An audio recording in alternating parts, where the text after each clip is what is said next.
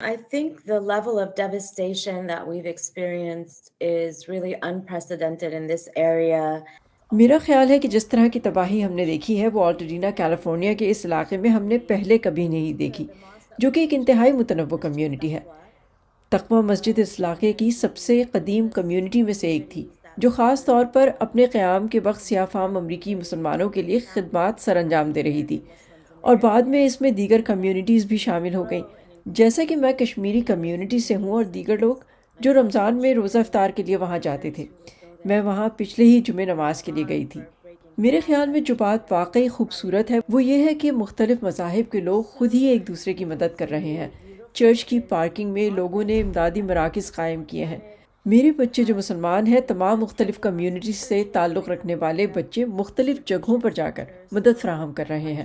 مثال کے طور پر کل میری ایک سابق اسٹوڈنٹ نے مجھے زوم میٹنگ میں شامل ہونے کو کہا۔ ہم نے یہ میٹنگ زوم پر رکھی کیونکہ وہاں موجود 12 سے 13 خاندان اپنے گھر کھو چکے تھے، اس لیے ہم ایک جگہ نہیں مل سکتے تھے۔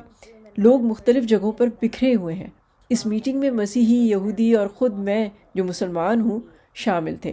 مقررین نے بات کی کہ کس طرح ہمارا ایمان ہمیں بحران میں رہنمائی فراہم کرتا ہے۔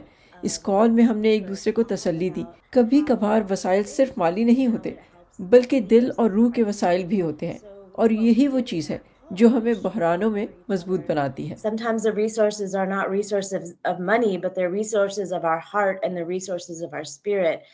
And that's what builds resilience in crises.